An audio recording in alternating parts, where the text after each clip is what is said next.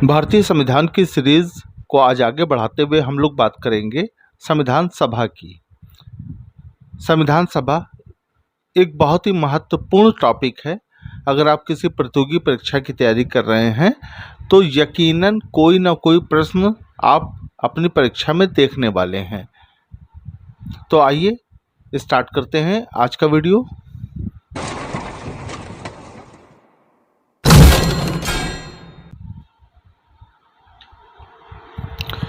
सबसे पहले हम लोग बात करेंगे संविधान सभा के परिचय की कि संविधान सभा कहा किसे जाता है, यानी किस सभा को संविधान सभा कहा जाता है। अगर आपने पहले के वीडियोस देखे होंगे तो उसमें मैंने लिखित संविधान और अलिखित संविधान में अंतर बताया है। अगर आप मेरे चैनल के नए मेहमान हैं तो प्ले लिस्ट में जाकर उस वीडियो को जरूर देख लें, जिसमें मैंने संविधान सभा के संबंध में पूरी बात करी है। लेकिन यहाँ पर मैं आपको ब्रीफ में बहुत सरल शब्दों में बताना चाहूँगा कि जिन देशों के पास लिखित संविधान है, लिखित संविधान बनाने के लिए एक सभा की आवश्यकता होती है और उस सभा को संविधान सभा कहा जाता है। जैसे भारत का संविधान, यानी हमारे भारत का संविधान कैसा है दोस्तों, लिखित संविधान है और किस सभा के द्वारा बनाया गया है, तो संविधान सभा के द्वारा बनाया गया है। आइए अब हम लोग बात करते हैं संविधान सभा के इतिहास की। इसको हम लोग विश्व परिदृश्य में भी देखेंगे और भारतीय परिदृश्य में भी देखेंगे कि क्या क्या घटनाएं संविधान सभा को लाने के लिए हमारे भारत और विश्व में घटी हैं। सबसे पहले बात करते हैं हम लोग विश्व परिदृश्य की। तो दोस्तों, संविधान सभा शब्द का अगर जन्मदाता कहा जाए कौन है, तो संविधान सभा का जन्मदाता कैथोलिक चर्च का पादरी हेनरी मैन माना जाता है। और अगर आपसे पूछा जाए कि संविधान सभा का विचार सर्वप्रथम कहाँ आया है, तो संविधान सभा का सर्वप्रथम विचार इंग्लैंड के सामंतवादियों द्वारा अपनाया गया। अब सवाल उठता है कि संविधान सभा अपनाने वाला विश्व का पहला देश कौन सा है, तो विश्व का पहला देश अमेरिका है। अब यहाँ से एक छोटी सी बात हमको खुद समझ लेनी चाहिए कि अगर विश्व का पहला देश अमेरिका जिसने संविधान सभा को अपनाया है, तो इसका मतलब है विश्व का सबसे प्राचीन संविधान भी कहाँ का होना चाहिए, तो वो अमेरिका का होना चाहिए। इसके अमेरिका के संबंध में मैं पिछले वीडियोस में बहुत सारी बातें बता चुका हूँ, तो आप पिछले वीडियोस भी जाकर देख लें। अब बात करते हैं संविधान सभा का इतिहास। इसको हम लोग भारतीय परिदृश्य के रूप में देखते हैं। तो दोस्तों, संविधान सभा का प्रथम जो दर्शन होता है वो 1895 में बाल गंगाधर तिलक के स्वराज विधेयक में हमें देखने को मिलेगा।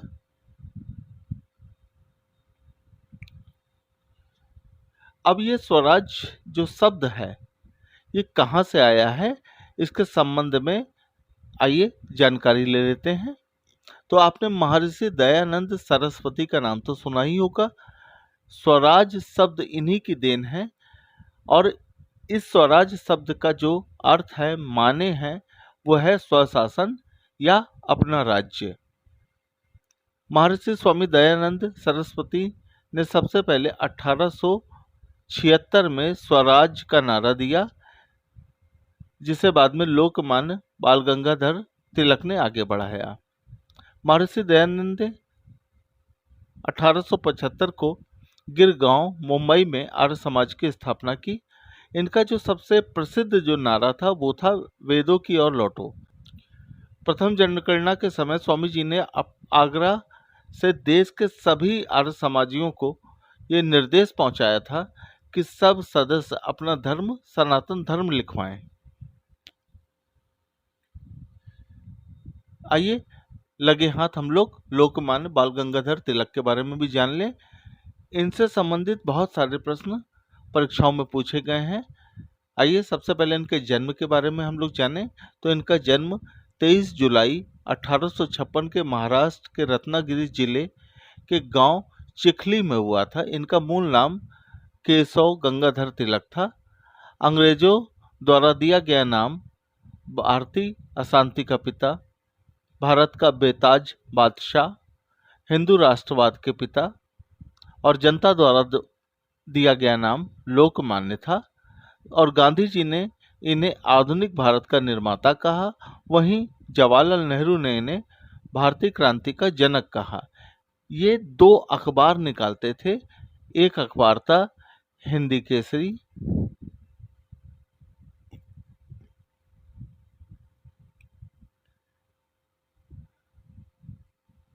बाल गंगाधर तिलक दो अखबार निकालते थे, एक था केसरी और दूसरा था मराठा। मराठा जो अखबार था इनका अंग्रेजी का था और केसरी मराठी में था। इन्होंने केसरी अखबार में एक लेख लिखा था जिसका नाम था देश का दुर्भाग्य, जिसमें ब्रिटिश सरकार की नीतियों का विरोध किया। और इस विरोध के चलते अंग्रेजों ने 124 ए भारतीय दंड संहिता यानी आईपीसी 1800 जो 60 है, जो आज भी हमारे भारत में प्रचलित है, उसकी धारा 124 ए के अंतर्गत राजद्रोह के अभियोग में 27 जुलाई 1897 को इन्हें गिरफ्तार किया गया और इन्हें 6 वर्ष के कठोर कारावास के अंतर्गत मांडले वर्मा जेल में भेज दिया गया।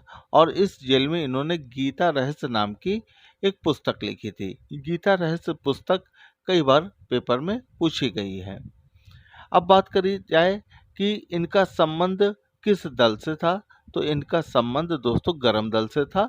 अब लगे हाथ कुछ और भी जानकारी ले ली जाए कि सूरत अधिवेशन, जो कांग्रेस का सूरत अधिवेशन हुआ था 26 दिसंबर 1907 को, इसमें कांग्रेस गरम दल और नरम दल में बढ़ गया था। लेकिन बाद में 1916 में ही लखनऊ अधिवेशन में दोनों दलों का आपस में विलय हो गया था। अब बात करी जाए इनके प्रसिद्ध नारे की, तो इनका प्रसिद्ध नारा है स्वराज मेरा जन्म सिद्ध अधिकार है। लेकिन ये नारा हिंदी में नहीं है दोस्तों, ये नारा मराठी में दिया गया था। बाल गंगाधर तिलक के बाद आइए अब हम लोग अन्य महापुरुषों के बारे में बात कर लें। तो सबसे पहला नाम गांधी जी का आता है। 1922 में गांधी जी ने कहा था कि भारतीय संविधान का निर्माण भारतीयों की इच्छा अनुसार होगा।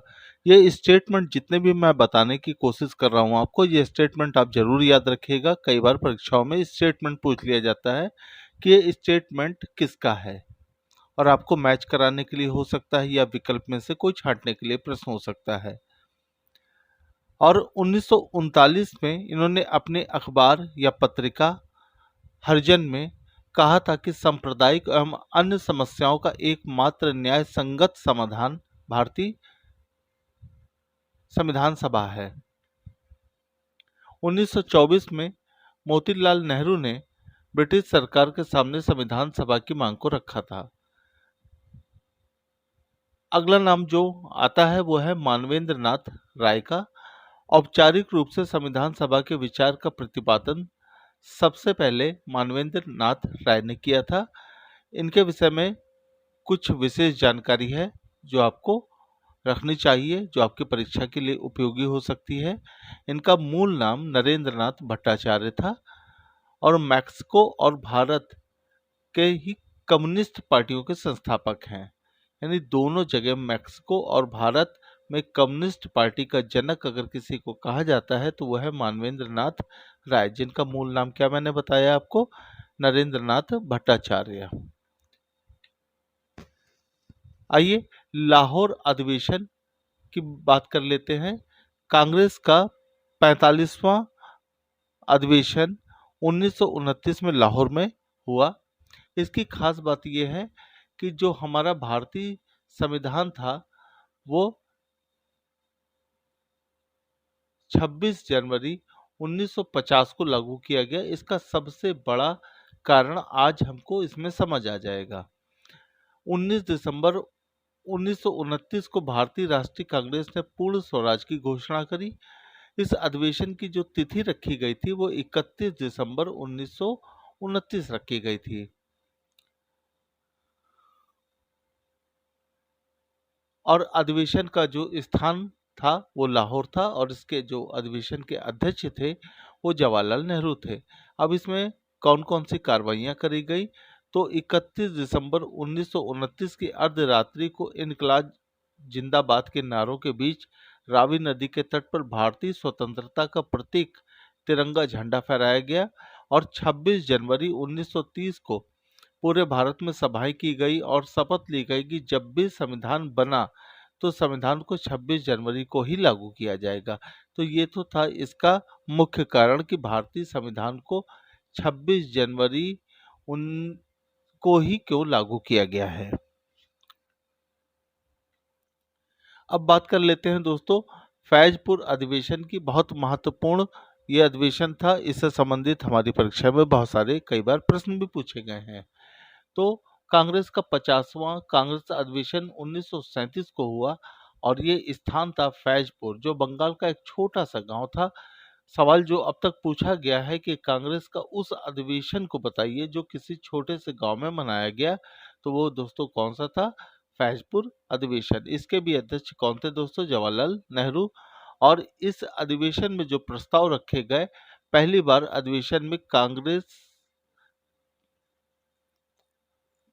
इस अधिवेशन में संविधान सभा की मांग को रखा गया और कृषि के अस्थायी 13 सूत्री कार्यक्रम बनाए गए। अब बात करनी है हम लोगों को दोस्तों कि संविधान सभा की जो मांग चल रही थी, आखिर उस मांगों को अंग्रेजों ने कैसे माना और भारत में किस मिशन के तहत भारत में संविधान सभा का गठन करवाया गया। तो दोस्तों वो मिशन था कैबिनेट मिशन, जिसके तहत भारत में संविधान सभा का गठन किया गया। आइए कैबिनेट मिशन के बारे में कुछ जान लें। भारत में संवैधानिक सुधारों के लिए कैबिनेट मिशन भेजा गया था और भारत में संविधान सभा का निर्माण कैबिनेट मिशन के तहत हुआ है। ये दोनों ही प्रश्न कई बार परीक्षाओं में पूछे जा चुके हैं। आइए इसका बैकग्राउंड समझ लें हम लोग कि क्या कहानी थी इसकी। ब्रिटेन में जुलाई 1945 में आम चुनाव हुए, जिसमें विंस्टन चर्चिल जो कंजरवेटिव पार्टी का था और जो उस समय प्रधानमंत्री था, वो हार गया और उसकी जगह क्लीमेंट एटली जो लेबर पार्टी से था वो विजेता घोषित हुआ और प्रधानमंत्री के रूप में सामने आया। क्लीमेंट एटली उदारवादी प्रकृति का था और इसने 14 मार्च 1946 को घोषणा करी कि भारतीयों को स्वतंत्र होने का अधिकार है और भारत में 24 मार्च 1946 को एक कैबिनेट मिशन भेजा गया। अब सवाल यहाँ से एक बन सकता है कि जिस समय भारत में कैबिनेट मिशन भेजा गया उस समय ब्रिटेन का राजा कौन था? तो उस समय दोस्तों ब्रिटेन का राजा जॉर्ज सिक्स्थ था और ये जॉर्ज सिक्स्थ 1936 से 1947 तक रहा और भारत के अंतिम अंग्रेजी सम्राट के रूप में भी इसी के नाम को जाना जाता है। आइए अब हम लोग बात कर लेते हैं कि कैबिनेट मिशन में सदस्य कौन कौन से थे। तो दोस्तों इसको एक ट्रिक के माध्यम से हम लोग जान लेते हैं कि 24 मार्च 1946 को दिल्ली में कैबिनेट पास। यहाँ पे अब समझने वाली बात यह है कि भारत में कैबिनेट मिशन कब आया, तो साफ साफ स्पष्ट दिखाई दे रहा है कि हमको 24 मार्च 1946 को भारत में कैबिनेट मिशन आता है। अगली बात, कैबिनेट मिशन कहाँ आता है भारत में, तो दोस्तों ये दिल्ली में आता है और इसके कौन कौन से सदस्य हैं, तो यहाँ पर पास जो PAS है, अगर हम इसको एक्सप्लेन करें तो सारे के सारे नाम खुलकर सामने आ जाते हैं। तो P से लॉर्ड फ्रेडरिक पैथिक लॉरेंस जो भारत सचिव और इस मिशन का अध्यक्ष भी था, और A से AV अलेक्जेंडर जो नौसेना के प्रथम लॉर्ड या नौसेना मंत्री थे, ये सदस्य के रूप में थे। और S से सर स्टेफोर्ड क्रिप्स जो व्यापार बोर्ड के अध्यक्ष थे, यानी पैथिक लॉरेंस इस मिशन के अध्यक्ष थे और AV अलेक्जेंडर और सर स्टेफोर्ड क्रिप्स इस मिशन के सदस्य के रूप में थे। अब बात कर लेते हैं कि जब कैबिनेट मिशन भारत में आया उस समय भारत का वायसराय कौन था। तो दोस्तों जिस समय कैबिनेट मिशन भारत में आता है उस समय भारत का वायसराय सर आर्किबाल्ड वेवल था, जिसका कार्यकाल 1 अक्टूबर 1943 से 21 फरवरी 1947 तक रहा। इसके समय की महत्वपूर्ण घटनाएं जो अक्सर परीक्षाओं में पूछी जाती हैं और आपको याद रखनी है कि 1946 में CR फार्मूला या राजाजी फार्मूला इसी के काल में आया है। 1945 में वेवल योजना और शिमला योजना इसी के काल में आई है। 1945 में सेकेंड वर्ल्ड वॉर की समाप्ति भी इसी के काल में हुई है। मुस्लिम लीग ने 16 अगस्त 1946 को प्रत्यक्ष कार्रवाई दिवस इसी के काल में मनाया है। और डायरेक्ट एक्शन डे यानी प्रत्यक्ष कार्रवाई दिवस के तहत कोलकाता में नरसंहार हुआ था, जिसे the week of long knives या ग्रेटर कोलकाता किलिंग भी कहा जाता है, इसी के काल की घटना है। अंतरिम सरकार का गठन भी इसी के काल की घटना है। और 1946 में INA परीक्षण भी इसी काल की घटना है। और 6 दिसंबर 1946 को संविधान सभा का गठन इसी के काल की घटना है। अब बात करते हैं कि भारत में संविधान सभा का गठन कैसे हुआ। तो दोस्तों, भारत में संविधान सभा का गठन 6 दिसंबर 1946 को हुआ। और संविधान सभा भंग कब होती है? तो दोस्तों, ये संविधान सभा 24 जनवरी 1950 को भंग होती है। और ये एक सदनी थी और इसका अस्थायी अध्यक्ष डॉक्टर सच्चिदानंद सिन्हा थे और स्थायी अध्यक्ष डॉक्टर राजेंद्र प्रसाद थे। और इस सभा के उपाध्यक्ष हरेंद्र कुमार मुखर्जी तथा VT कृष्णमचारी थे। और अगर इसके संविधान सभा की मोहर की बात करी जाए कि संविधान सभा की मोहर क्या थी, तो जैसा कि आपको दिखाई दे रहा है कि भारत के नक्शे के बीच में हाथी का मुंह है, तो भारत के नक्शे में हाथी को संविधान सभा ने अपनी मोहर के रूप में स्वीकार किया था। अब बात कर लेते हैं कि जो संविधान सभा बनी थी, आखिर ये किसके कार्य क्या थे, मुख्य कार्य क्या थे। तो दोस्तों, संविधान सभा दो रूपों में काम करती थी। जब सुबह के समय ये संविधान सभा थी, उस समय संविधान निर्माण किया जाता था और जो भी संशोधन थे उनकी जब बहस होती थी संशोधनों में, तो यही संविधान सभा संसद कहलाती थी। यानी संविधान सभा जब सुबह संविधान का कार्य करती थी, बनाने का कार्य करती थी, तो उस समय अध्यक्ष डॉक्टर राजेंद्र प्रसाद हुआ करते थे। और शाम के समय जब संविधान से जुड़े मुद्दों पर बहस होती थी, तो उस समय अध्यक्ष गणेश वासुदेव मालवंकर हुआ करते थे। जवाहरलाल नेहरू ने गणेश वासुदेव मालवंकर को भारतीय संसद का जन्मदाता भी कहा है। अब बात कर लेते हैं संविधान सभा के सदस्य संख्या की कि संविधान सभा में कितने सदस्य थे। तो दोस्तों, याद रखिएगा कि संविधान सभा का जब भारत में गठन होता है तो उस समय भारत की जनसंख्या 38,90,000 थी। अब यहाँ पर यह तय हुआ कि 10 लाख पर एक सदस्य का चुना जाना तय हुआ था। इसका मतलब हुआ कि कुल सदस्य संख्या 389 हुई। अब चुनाव जो होना था इनका सदस्यों का, वो अप्रत्यक्ष निर्वाचन प्रणाली के द्वारा होना था। ये बिल्कुल लाइन याद रखिएगा कि चुनाव प्रत्यक्ष हुआ है कि अप्रत्यक्ष हुआ है, तो अप्रत्यक्ष निर्वाचन प्रणाली के द्वारा होना था। अब भारत की स्थिति अगर हम लोग देख लें तो भारत दो हिस्सों में बटा था, एक तो ब्रिटिश भारत और देसी रियासतें जिनमें जो राजा थे वो शासन कर रहे थे। अब यहाँ पर किस तरीके से सदस्य संख्या का बंटवारा होता है, आइए देख लेते हैं। तो ब्रिटिश भारत से 296 सदस्य आने थे। अब इसको भी अगर हम विभाजित कर लें तो उस समय भारत में 4 अंग्रेजों की कमिश्नरियां हुआ करती थी। एक तो दिल्ली, कुर्ग, अजमेर, मारवाड़ और बलूचिस्तान, यहाँ से एक एक सदस्य आना था। अब रही बात दिल्ली से, देखिए कौन सा सदस्य आता है, उनका नाम है देशबंधु गुप्त। और कुर्ग से CM पुनांचा और अजमेर मारवाड़ कमिश्नरी से मुकुट बिहारी लाल भार्गव। और ब्रिटिश प्रांत से दोस्तों 292 सदस्य आने थे। और सर्वाधिक जो सदस्य जो आए वो संयुक्त प्रांत से, जहां से 55 सदस्य आए। और सबसे कम सदस्य दोस्तों असम से आए, यहाँ से केवल 8 सदस्य चुने गए थे।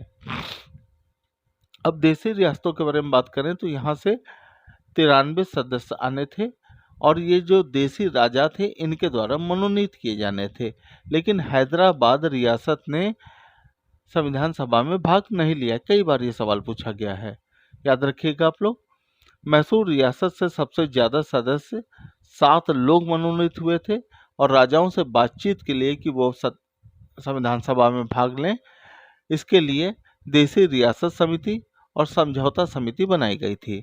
अब बात करते हैं वर्ग के आधार पर, तो संविधान सभा में 15 महिलाएं, 4 सिख, 79 मुस्लिम,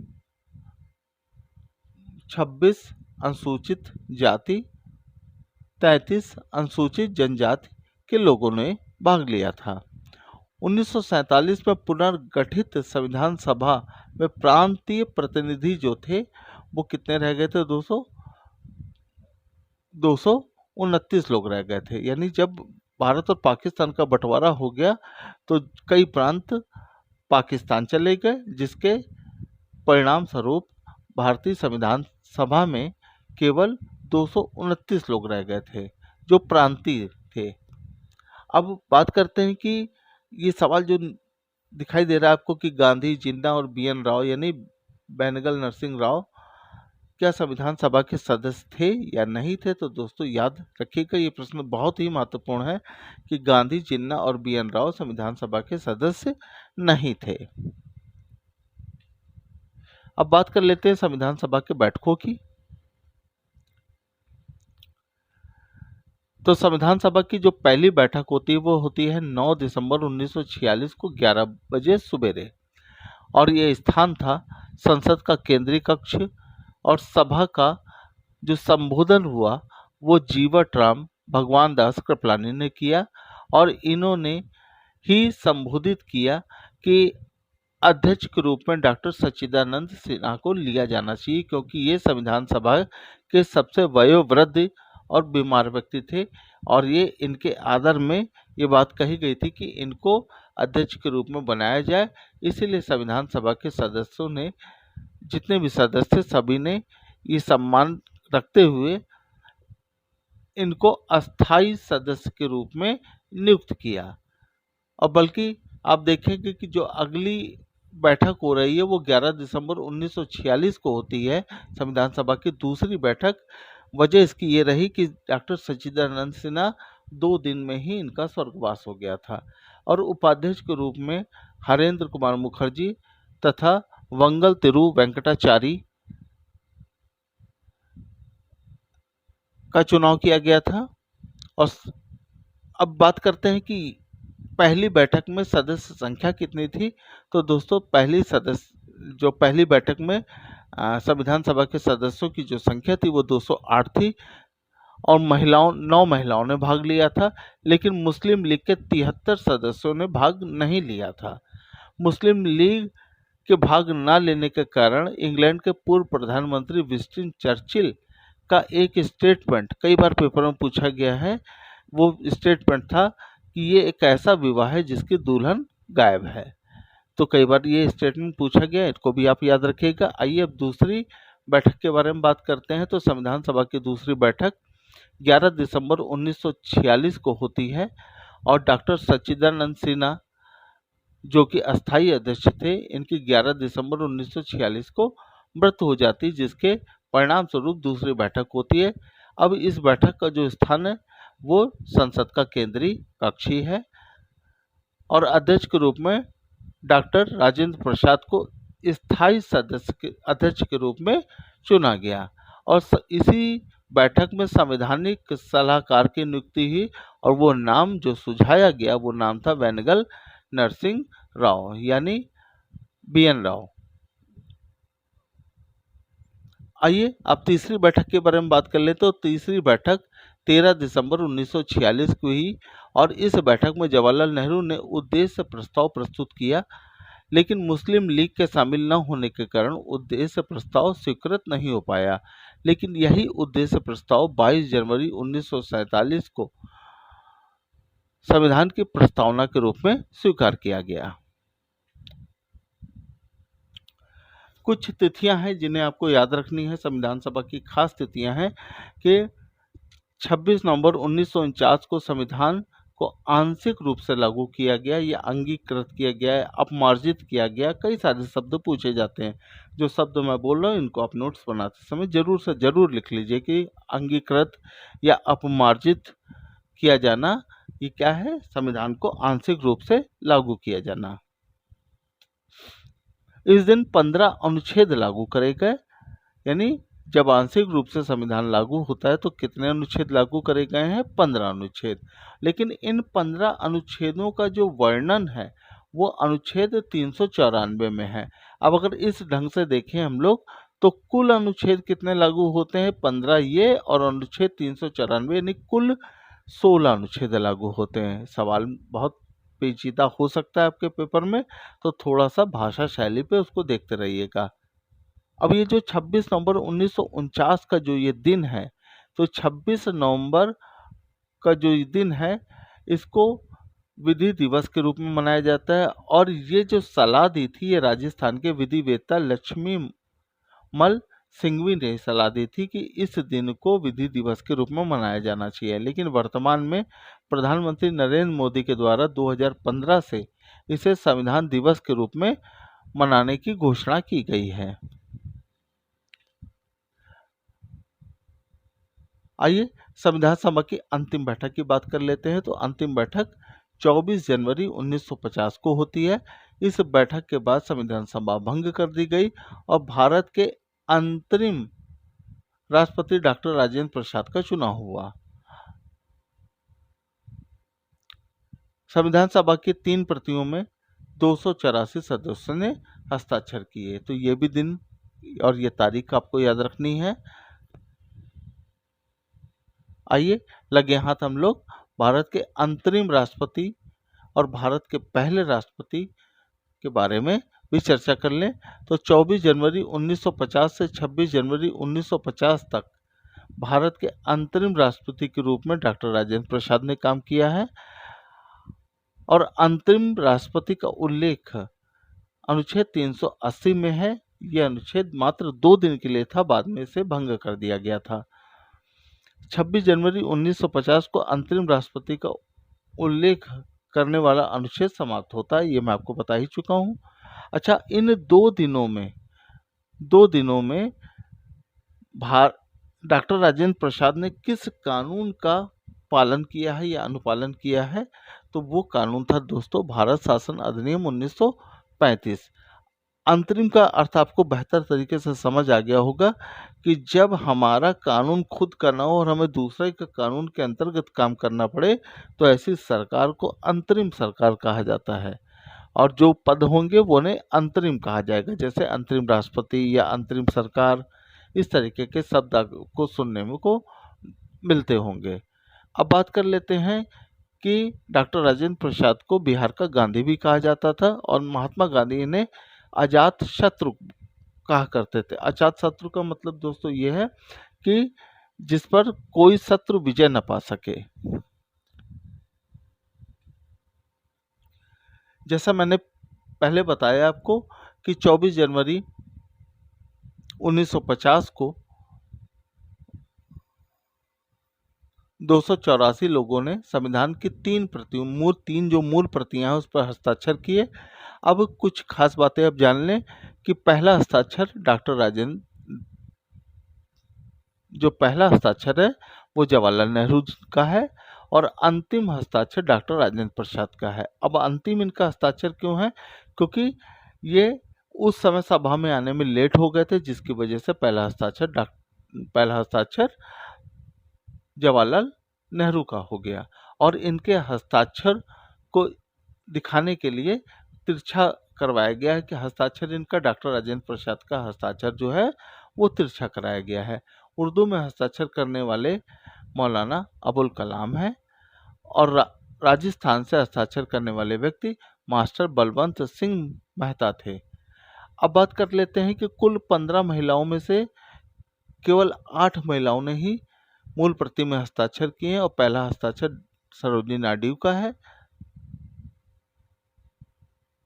और एकमात्र मुस्लिम महिला बेगम एजाज रसूल का है और एकमात्र दलित महिला दाक्षायणी वेलायुद्धन का है और उत्तर प्रदेश से अगर आप बात करी जाए कितनी महिलाएं हैं, तो उत्तर प्रदेश से 5 महिलाएं थी। सुचेता कृपलानी, विजयलक्ष्मी पंडित, पूर्णिमा बनर्जी, कमला चौधरी, बेगम अजाइल रसूल।